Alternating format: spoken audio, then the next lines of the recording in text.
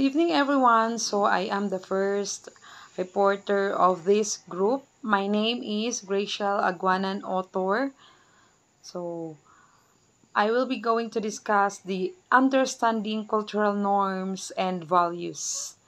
So, first, what is cultural norms and values? So, these are fundamental concepts that shape the behavior and interaction of individuals within society. They serve as guiding principles that influence everything from daily interactions to broader societal structures. So, what is cultural values? These are shared beliefs that form the foundation of society's identity. They dictate what is considered important, acceptable, or desirable. For instance, values can include respect for authority or hierarchical societies or individualism and cultures that prioritize personal autonomy. These values are often deeply embedded and transmitted across generations, influencing collective beliefs and behaviors within a culture. So that is a cultural values. So what is cultural norms? On the other hand, cultural norms are the specific expectations and rules that govern behavior in a society. They can be formal like laws, or it can be informal like social etiquette, and dictate how individuals should act in various situations. For example, norms may include dress codes for specific events or manners of eating. Norms can evolve over time, reflecting changes in societal attitudes and behaviors. So, what are the examples of cultural norms and values? Number one example is respect for authority. So, common in collectivist cultures where hierarchy is emphasized. Number two, individualism versus collectivism. Individualistic societies value personal freedom while collectivist cultures prioritize group harmony. Dress codes. So, different cultures have varying expectation for attire in formal settings such as weddings or religious ceremonies. So those are dress codes. So societal etiquette is the last example for cultural norms and values. Social etiquette, norms regarding greetings, dining manners, and public behavior differ widely across cultures. So what are the examples of deviant behavior? Number one, minor deviance, picking your nose in public, dressing in unconventional styles, or showing up late to appointments. So those are considered as minor deviance. So what are those considered as serious deviance? Engaging in violent acts, committing fraud, or participating in gang activities. So what is the social context about this deviant behavior?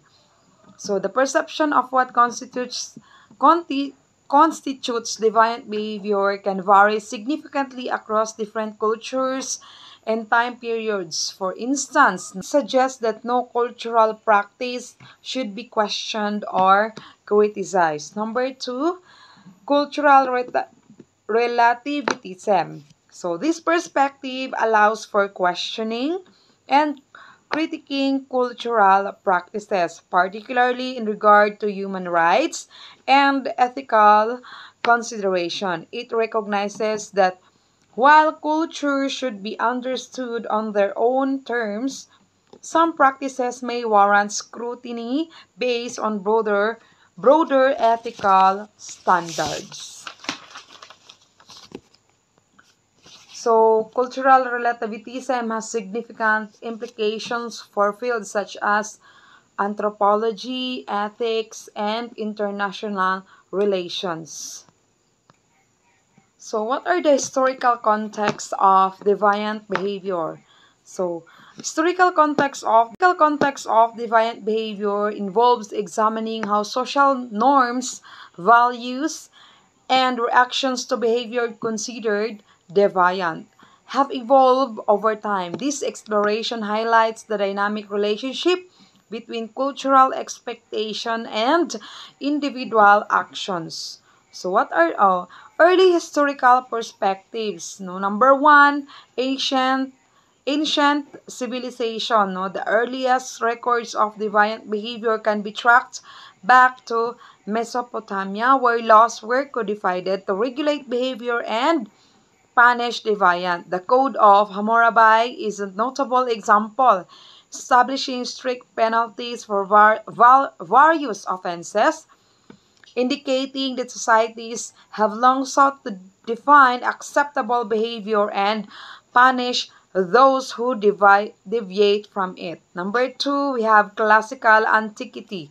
In ancient Greece, laws were created to address deviance such as Dracos' harsh legal code around 621 BC, which aimed to standardize justice but become synonymous with extreme punishment. Similarly, practices like ostracism were used politically to manage perceived threats to our societal order. So, deviance in different eras. Number one, we have medieval period. During the Medieval Ages, behavior deemed deviant often included witchcraft and heresy. Number two, we have 19th century America. No? The rise of social movements such as temperance highlighted how deviance was often defined by societal status and group dynamics. So according to a sociologist, Joseph Gusfield, that behavior were labeled deviant not solely based on the actions themselves, but also on who engaged in them, reflecting underlying social tensions. For the conclusion, no, for me, the historical context of deviant behavior illustrates a complex interplay between societal norms and individual actions. From ancient legal codes to contemporary sociological theories, the understanding of what constitutes deviance has evolved significantly, reflecting broader changes in cultural values and social structures. As societies continue to change, so too will the definitions and perspective of deviant behavior.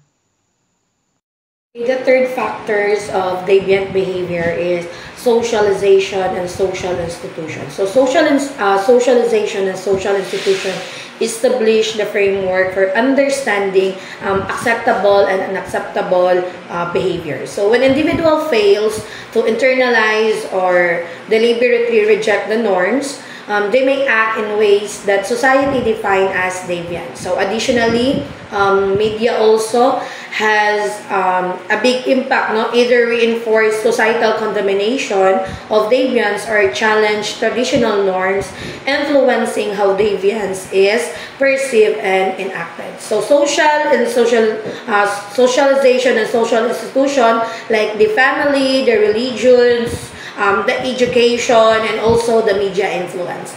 So family influence adolescents, no, like weak or broken family bonds can increase the likelihood of deviant behavior. So family influence on deviant behaviors. First, a strong family bonds as a protective factors. Why?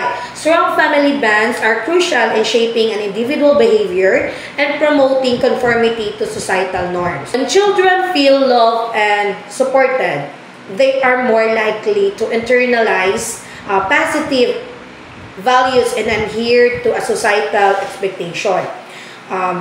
Behavioral monitoring, so parents are active supervise their children activities and peer interactions can prevent exposure to deviant influences. Individual or children violates this what we call this rule of a family, no, it can lead to a deviant behavior. Next is the religious socialization and moral development. So in religious socialization within the family introduces children to moral frameworks and ethical guidelines which deter deviant behavior.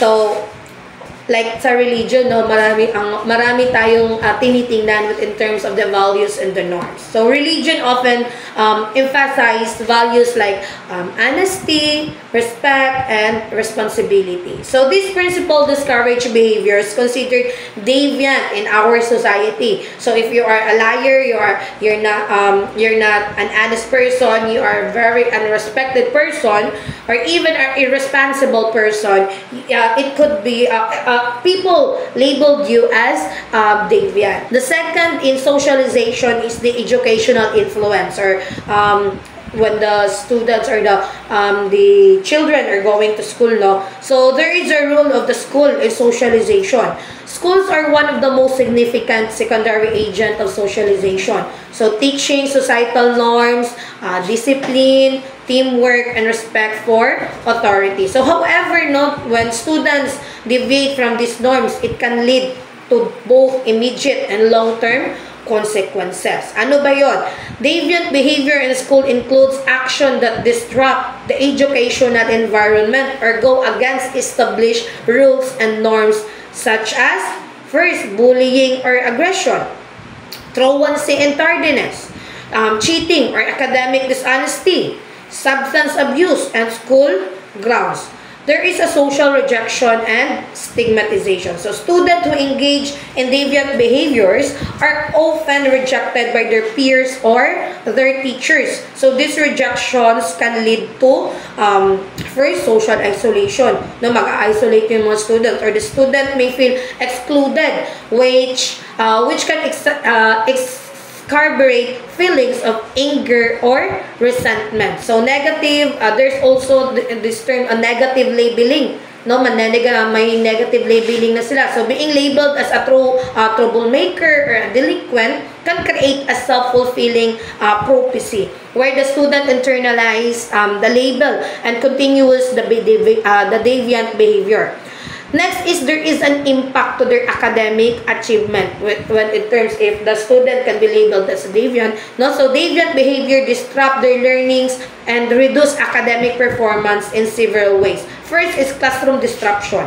A student action may disrupt not only their own learning but also that of their peers. Decrease their engagement and their peers. Student involved in deviant act may lose interest in schoolwork or face disciplinary action like suspension, which removes them from the learning environment. And then it can lower also their expectation, which is teacher may have lower expectation for those students who do deviant or truancy, who exhibit deviant behaviors, leading to reduced academic support.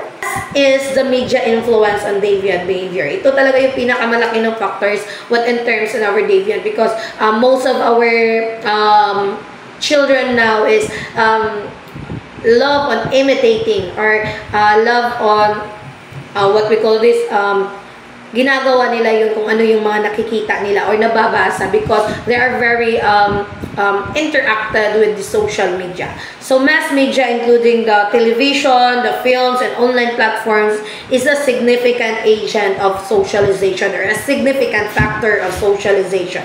It shapes public perception of norms, values, and acceptable behavior. Like, ay, bakit hindi naman ginagawa nila? Bakit ginagawa nila tayo hindi? Ganon. Mass media can influence deviant behavior in the following ways. First is trigger imitation.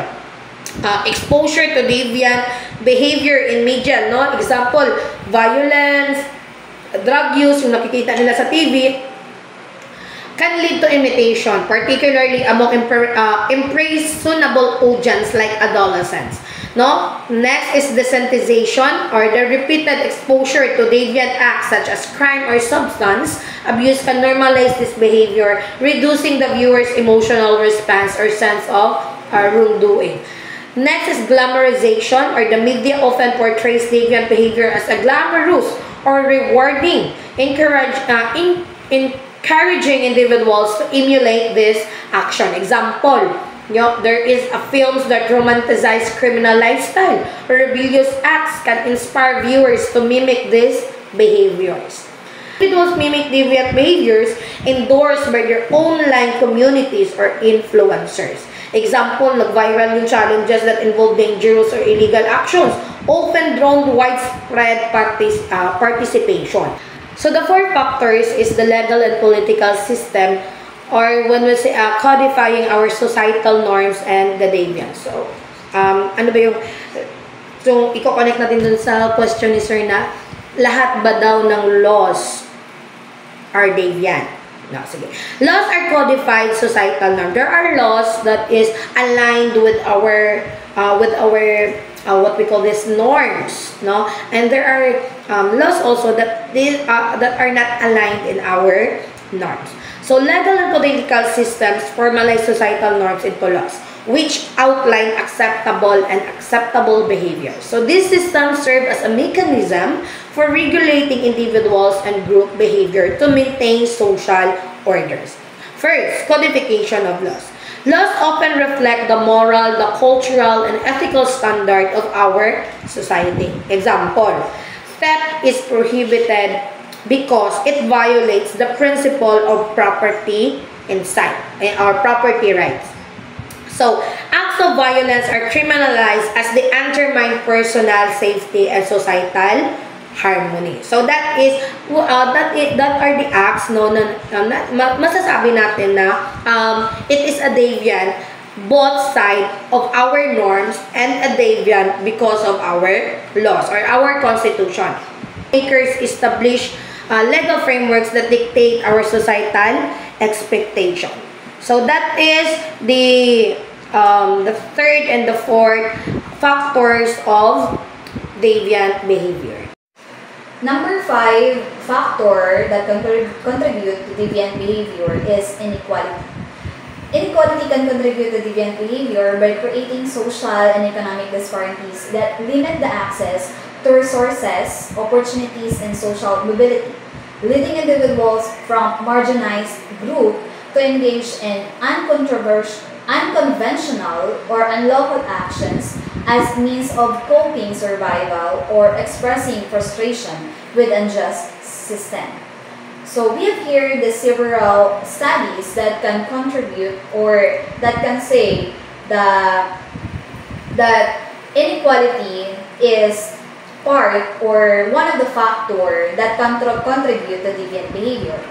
So with a deprivation being a major underlying cause, so it may issues like, for example, income inequality, unemployment, poverty, and inadequate living conditions a significant influence to deviance. So research highlights that link between a relative deprivation and delinquency suggests that individuals who perceive themselves as unfairly disadvantaged are more likely to engage in deviant acts.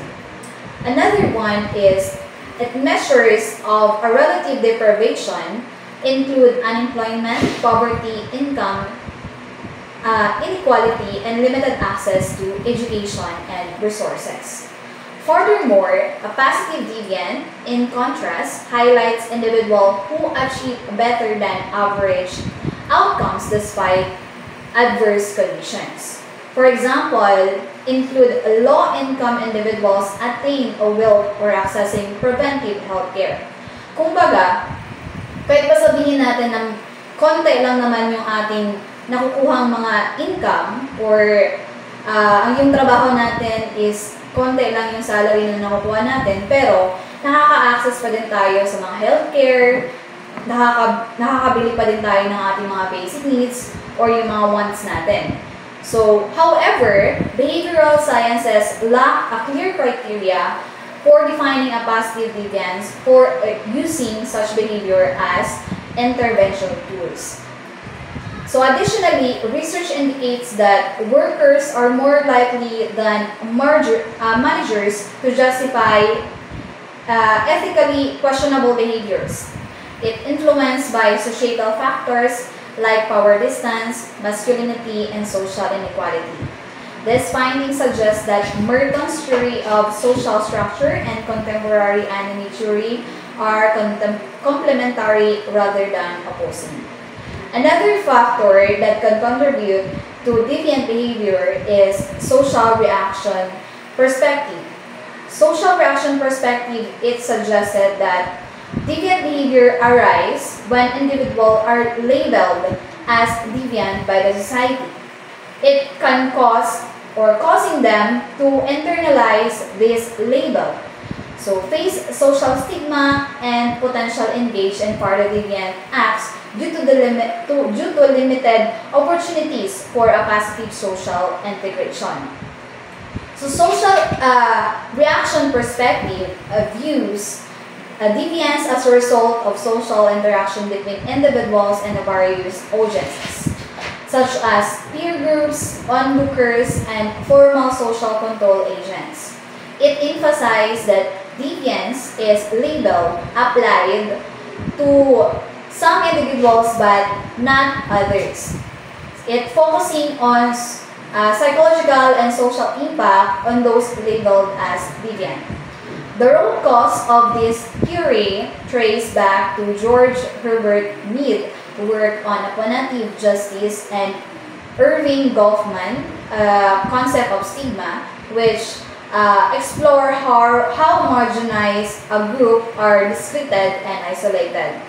Thomas Swift further developed the labeling perspective, particularly regarding to our mental illnesses.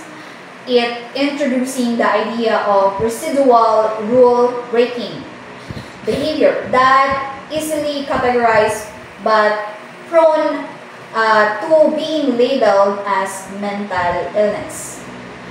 He controversially argued that labeling is the primary cause of ongoing deviance and that individuals of lower social status are more likely to be labeled as deviant. Additionally, factors like race, class, gender, and age play a complex role, acting as contributor to deviant behavior. A stigmatized status targeted to labeling and resources of power in enforcing social control. So, yun po lahat yung 5 and 6 po na isa po sa mga factor ng deviant factors that can contribute to deviant behavior. Our presentation, factors contributing to deviant behavior. So, my report is scientific and medical advancement as one of the factor, and the other one is the globalization and technology. So, scientific and medical advancement have the potential to influence deviant behavior in complex ways. So, deviant behavior refers to an action or actions or conduct that deviate from societal norms, which may be positive, neutral, or negative depending on the context and perspective. So, number 1, under scientific and medical advancement is the medicalization of deviance. So, scientific and medical advancement can be redefine deviant behavior as medical condition. Like, for example, conditions like ADHD and various mental health disorder, once seen as moral failings or deviant behaviors, are now understood as medical issues. And the other one is the impact of this is it can shape or it can lead to reduce the stigmatization, but also the potential for overdiagnosis or over-reliance on medication as a solution. So, number 2 is bioethical challenges. So, new technologies and treatments can create ethical dilemmas that result in behavior labeled as deviant. Like, for example, the genetic engineering, cloning, or the use of experimental therapies may be considered deviant in society which strict moral or religious norms. So, like, for example, we have a scientist that are questioning the existence of everything, even the creation of God. That's why they have this clandestine laboratory to operate or to experiment those things which are they think it can help the world, and come up into a possibility that sometimes unethical. It is unethical and it is against the standard norms for their profession. So next one is under medicinal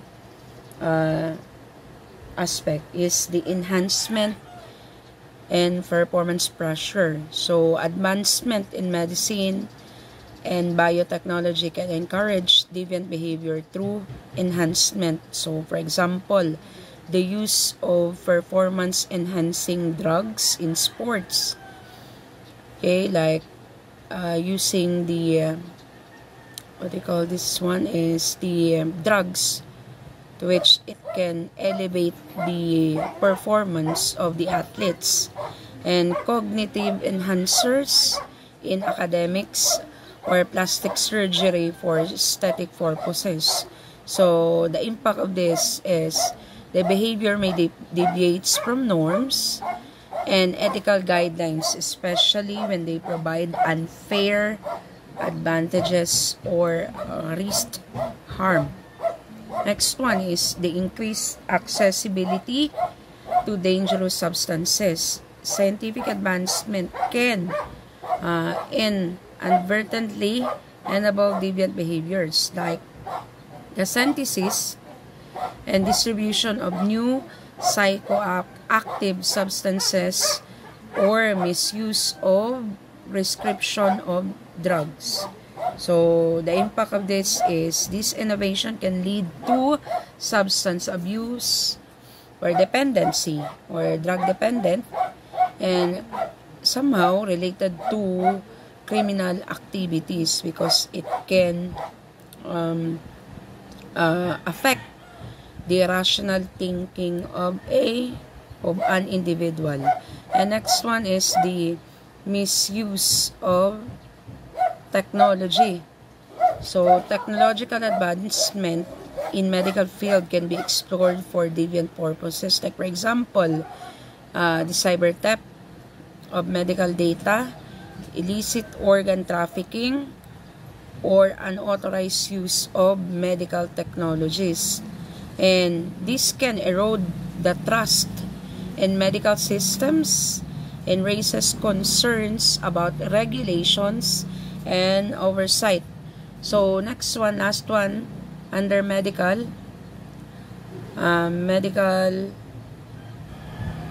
scientific and medical advancement, so shifts in norms and perception. So advancement of using technology can normalize previously deviant behaviors and can create new forms of deviance or deviances. Like for example, assisted suicide, once widely condemned, is becoming legal in some regions due to medical advances in end-of-life care. So the impact of this is the societal norms can be evolved, creating shifts in what we considered deviant. Deviant before, now it becomes normal. So next one, globalization. The other factors of deviant behavior is globalization and technology. So are transformative forces that have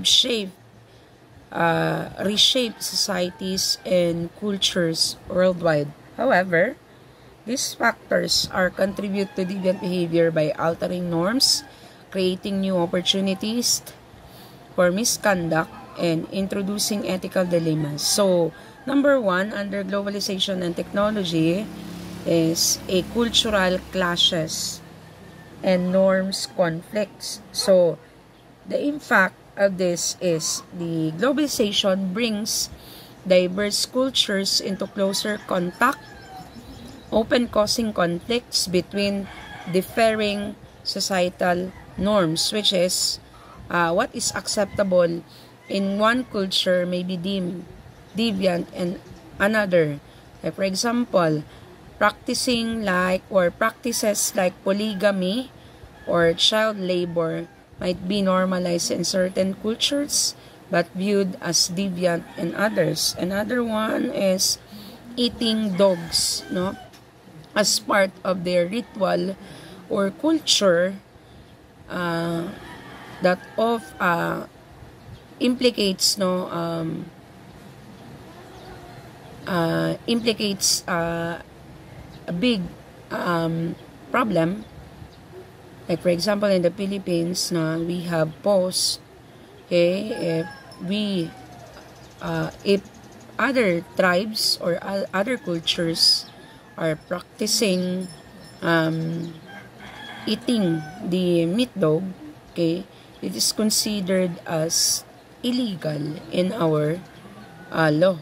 So, other one is the other impact of globalization that contributes to deviant behavior is the transnational crime. So, global interconnectedness has facilitated cross-border crimes, including, okay, number one is human trafficking, drug smuggling, and organized crime syndicates. So, example of this is the networks for illegal arms trade thrive due to the ease of communication and transportation. It becomes accessible, and it is easily accessible, no, in our place to have this clandestine activity as fast as they can infiltrate in our country. So the other one is the economic disparities. Nowadays, still we are considered as member of the developing countries.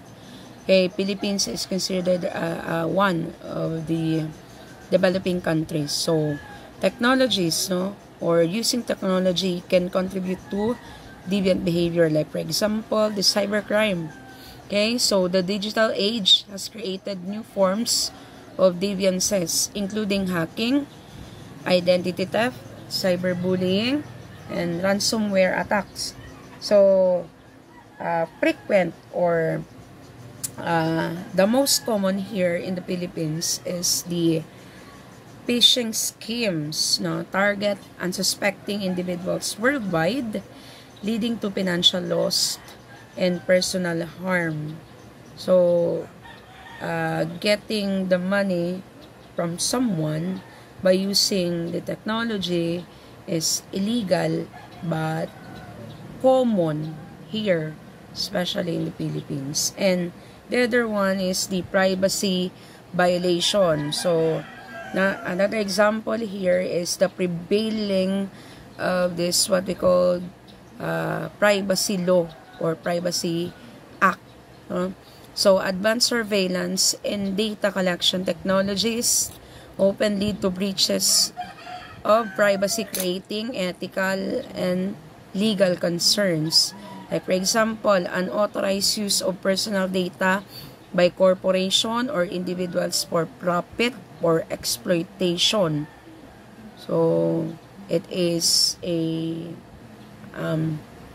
timely and irrelevant in the Philippines, especially those information that are hacked, websites, government websites are hacked, or personal information, of an individuals or of all the individual using technology are mostly hacked by the hackers. Moreover, no, globalization and technology are double-edged swords. While they offer significant benefits, they can also create opportunities for deviant behavior and challenges the ethical standards or norms of the society. So I guess that's it for my report part. Thank you. For the continuation of discussion, I was assigned to tackle about the generational differences in deviance. So when we talk about the deviance, it refers to the behavior, attitude that violates the societal norms and expectations. For the younger generations, they are often redefine these norms, challenging and what is more deviant, considered deviant. So, example for this is the LGBTQ+. Once they viewed as deviant, they are more increasingly accepted due to the advocacy of the younger generations.